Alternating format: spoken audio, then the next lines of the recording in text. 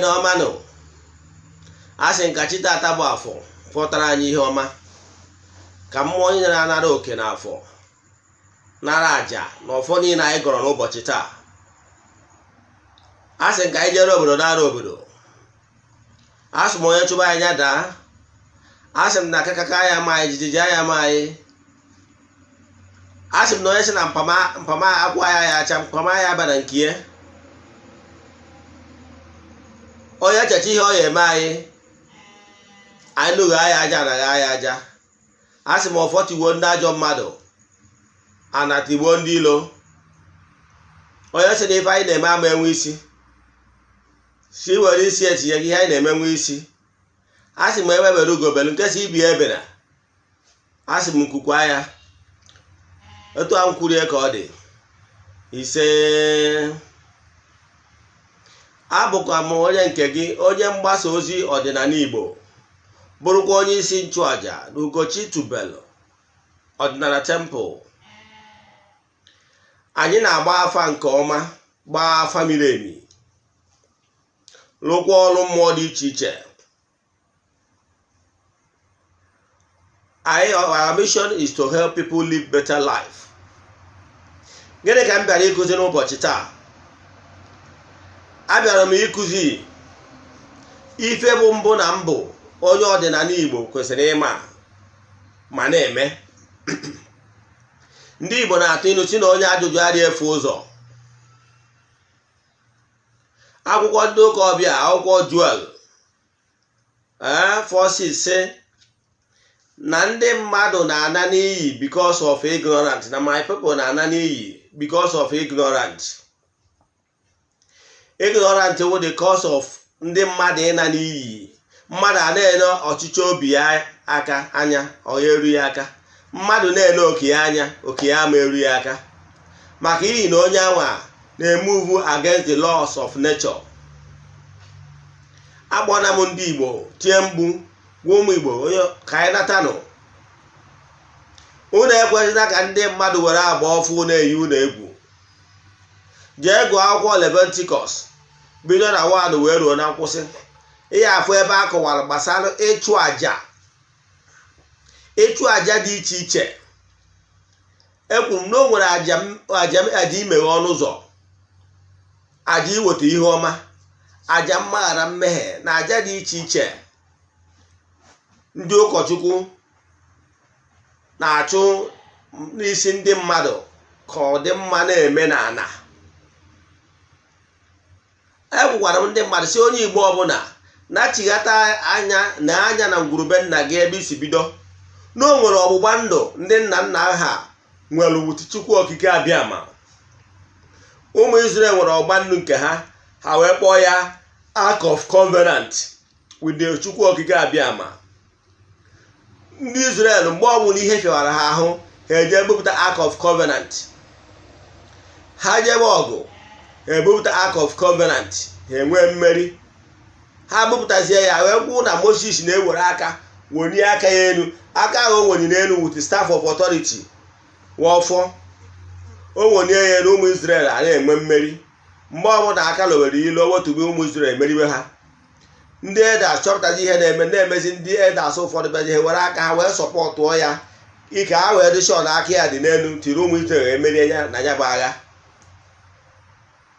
Mana ụmụ ihe niile a bụ ihe ụfọdụ ndị mmadụ na-eneghara anya.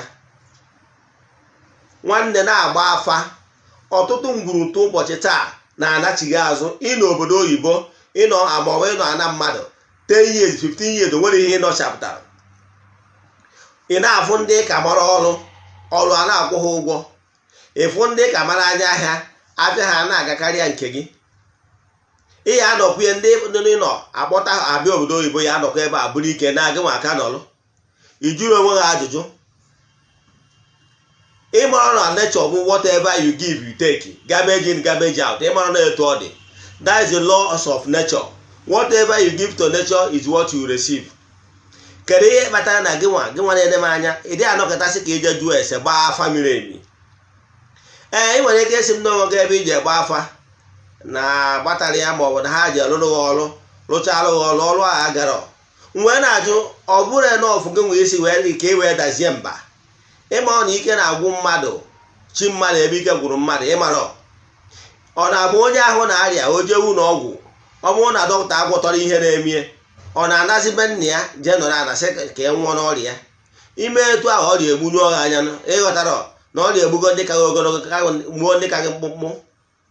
Na ọ bụrụ na agwọtara gị jekwa n'ụlọ ọgwụ ọzọ, ọ mgbe ahụ ị na-achọgharị ka Chineke ga-adirect ụtụ onye ga-enyere gị aka. Ịmara iji ibikọ ọsọ ọfụ na onwe na nke ị meburu imetara ya ọfụma maka na ịgụrụ na ntị nke gị iji wee ji maka enwe na-akpụzi ese ka ị nwụọ n'ọrịa gị. Ịnwụọ ọnụ. Ịmara never you give up is an act of weakling. Ndị ike gwụrụ, mana great people never give up. Ịghọtara ya? Ihe chọrọ ikwu n'ụbọchị taata uru ọ bara mmadụ ide ajụ ese na-agba afa miri emi. Ọ bụrụ ọjọọ ịgba afa, gbaa afa miri emi. Ana m achọ ịgwa gị na ịgba afa miri emi na ihe niile bụ taa na bụ nsogbu gị ga-apụta ihe. Nke bụ eziokwu na nsogbu ọbụla ị nwere ihe ka ọsụrụ ya. Ị na-agba mbọ ka nwoke, ịdị very intelligent, ị na-eme ihe ibe gị na-eme. Ịgbacha mbọ ha nwa gafee oru aka atọ ọnụ nke gị gafee aka akparị gị.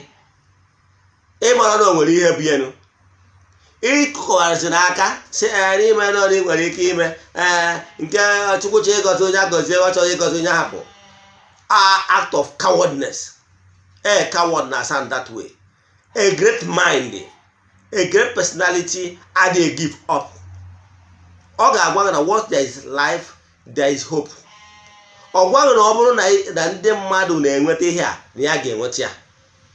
That is great mind for you. A great mind ga-asị gị na failure abụrụ maka ya, na as long as na o nwere ndị na-enweta ihe a na ya ga-enweta ya. That is great mind. A great mind ga-agwa gị na whatever that is imaginable is achievable. That is great mind. All mind chọrọ ka ị nwee, all minds eji mmadụ ji apụta ihe wee dee ude. Kedu ihe kpatara na ihe mara ajụ ese? Maka na ejuru ese, onye ejuru ese n'aka ọwụ na onwetara tụrụ m ọnụ ihe bụ ya nsogbu, i wee lụọ ya. Ọwụ na ọ rụtara ọrụ ya, ma ọ bụ na one thing led to another, ọ bụ na ọ gara aga, i wee lụzuzie hope. Ị mara na ị chọrọ ịnwụ n'ime ọya gị na nsogbu gị. Ị mara na onye chọwa enyi ya, ibinie ka nwoke kwụrụ ka nwoke wee chọwakwa. Otu mgbe ịchọba chi ga-adirect you to the right person ga-enyere gị aka. Nke ọzọ na-achọ ịkọwa bụ iru ọbara ị ga-eji na-agba afa miri emi bụ ị na-agba afa miri emi, ị ga na-enweta ihe ọma dị iche iche bụ ọchịchọ obi gị. Ka m gwa gị ihe kpatara na nsogbu ọ chọrọ mmadụ ya wee n'ụwa a. Ihe izi na-ebu ụzọ emerụ mmadụ wee gba afa. Agbacha afa mara ihe bụ nsogbu gị, amara ka a ga-esi wee nyere gị aka. Nke mbụ, o nwere ike ọ bụrụ na ị nwere nsogbu, mana ihe kpatara na ọnya bụ mmadụ bịa ma iwe, ị nwere ike ịkọchara m nsogbu gị, asị m gị mee nke a ma o mee nke ọ dịghị mma, asị gị gbagoro afa. Maka na afọ okwu afọ ọsịsị ya, ọ bụrụ na agba afa miri emi chọpụta ihe wụ ya problem.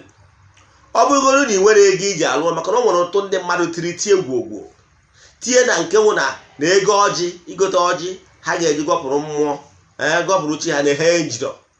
Ego eji egotakwu hot, onwe onye nke nna gwa ihe awee n'obodo oyibo sị na nwanna na enwe ego eji jegota hot na ọ ka enye chọọ ụmụ onye ahụ ebite. That is hot ọ ga-eji na-eme morning libation, ọ ga na-atụrụ ndị ichie na chie o nwere ya. Mana ọ n'obodo oyibo ịghọta ya na-akọwara gị. Mana nke mbugoro bụ na ị ga-agbarịrị afọ, agbata afọ amara ihe root cause of your problem. Onye abụ izi nje recommend ya. Ọ bụrụ na m menyere gị aka, recommend ya ego ihe ụfọdụ ihe ị nwere ike iji aka gị mewu, ma ọ bụ ihe m nwere ike inyere gị aka wee mee, mana a ga-agbarịrị afa. Mmadụ enwere ike ịpụta dịka ọrụ mmadụ si ya dị na-afụ onwe gị ebe nkịta na-achụ gị ọsọ, ma ọ na mmọnwụ na-achụ gị ọsọ, ma ọ na ị na-afụ onwe gị na mmiri. Onye ahụ amakabaghị rụwarụ gị ofu ọrụ. Adịmalụ etu a. Nke mbụ na afọ ahụ spiritual lab. Etu a dọkịta si eziga mmadụ lab, afọ ahụ ya labụ abụgoro nke mbụ na mbụ. Amara ihe na-eme gị, ewee madụzie ọ bụrụ na o nwere mmụọ na-agbaghị ụgwọ, mebi mmụọ si ikwu nne gị ma ọ mmụọ si ikwu nna gị, amarụzie nke ihe wu nke na-ewu nsogbu unu. Ọ bụrụ nke ya ga-eji ọchị wee yọba, anyị wazie esi ya biko na ka o si wee dịrị onye a kedụ ka o si dịrị onye a ngwa sị ka a wapụrụ ya ọjị ngwa ka enye ya nke a ngwa ụzọ pụta ka emerie. Ọ bụrụ na ndị mmiri iwu ndị obiọma ndị na-eme mmadụ odogwu ndị na-eme mmadụ eji amatụ ndị na-ebuli mmadụ elu. Ọ bụrụ nke a ga-ekpe ile ọma ewere ile ọma kpee. Ịmakwa na ịmara ikere etu agwaghị aja ị ga-achụ ịmakwa na o nwere aja ị ga-achụ na aja karịrị ọgwụ. Ịma ọ na ịchụ aja karịrị ọgwụ na ị nwere ike ọgwụ ahụ esi n'ije gwọchaa ọgwụ ana m agwọ ọgwụ mana mmadụ nwere ike je gwọchara gị ọgwụ onye ji ọfọ jide ogu wuche akwa ọkụkọ Igbo 200 naira ọ na ọgwụ niile ahụ ị gwọrọ n'iyi. Ọ na ịmara na ịchụ aja dị ike. He na-achọ ịkọwa nwa onye Igbo na-ege m ntị na-agba afa ọ bụrụ na ị na-ejere ụlọ ọgwụ ọ bụrụ na na-agba mere ụlọ abụ achọpụtara ihe na-aya gị isizie ka inye nwa ihe ejekwa ụlọ ọgwụ ọzọ maka na achọpụtara ihe na-eme gị nsogbu ha ana. Ka ọ ha m n'ebe a inwe ajụjụ ị nwere ike ịjụ m sendịrị na meseji m na WhatsApp m 08057837672 Ugochi tubelu Oraifite. Ị ga-eji afa nweta na Facebook sendịanụ m ozi ka nyere gị aka. Ị nwere ike izi m ozi site na ihe ị nụrụ na nkụzi a nwere ike ijụọ m ajụjụ n'ihe ịmụta na nkụzi niile nkụzigoro so far maọbụ ejụọ m ajụjụ n'ihe ọ na-agbagwoju gị anya n'ọdịnala Igbo. Aga m enyere gị aka. My mission is actually to help people live better life. Ọkwa ịma na onye kwe chi ya ekwe. Ịgbakwara nkịtị na onye gba nkịtị chi ya agba nkịtị. Ọgwụ a ga-eji ọnụ wee kwuo na ọ ga-adịrị gị mma kwubie okwu ọ bịa na mmezu. Daalụnụ.